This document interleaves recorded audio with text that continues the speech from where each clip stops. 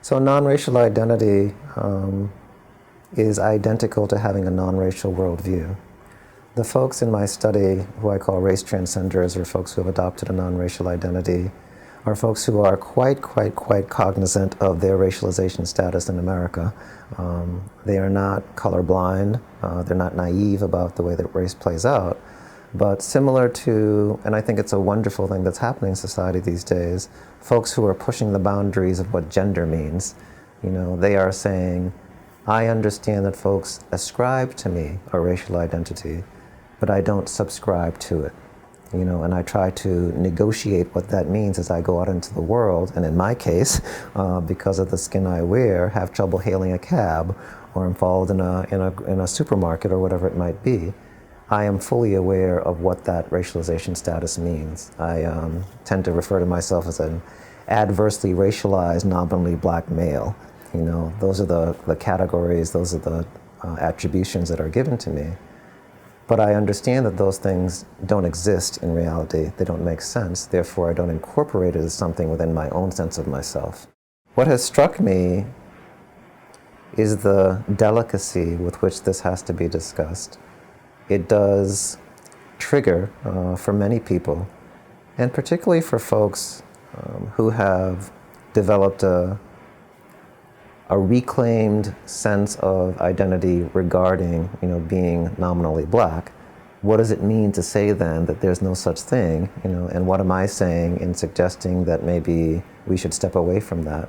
What does it do to a sense of black pride, black solidarity, keeping an eye on the many threats that come to folks who are identified that way?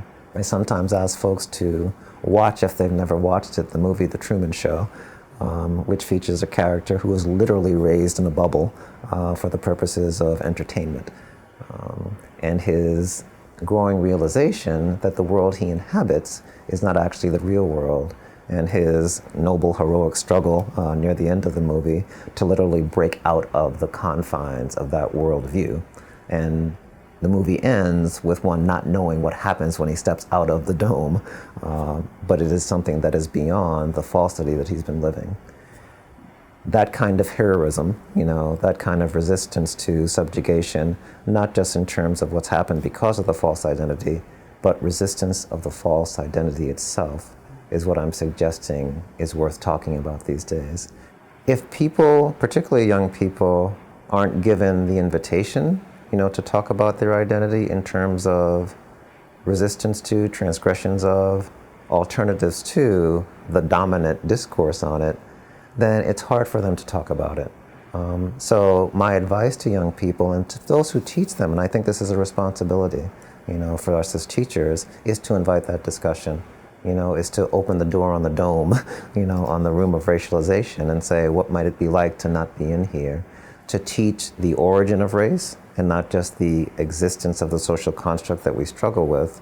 And before we label a child or induct a child into his or her white identity or black identity or whatever identity it might be, give them a chance to think about the concept, you know, and give them a chance to locate themselves in terms of how others do ascribe race to them, but also to situate themselves personally in terms of their relationship to that. How does that feel to them?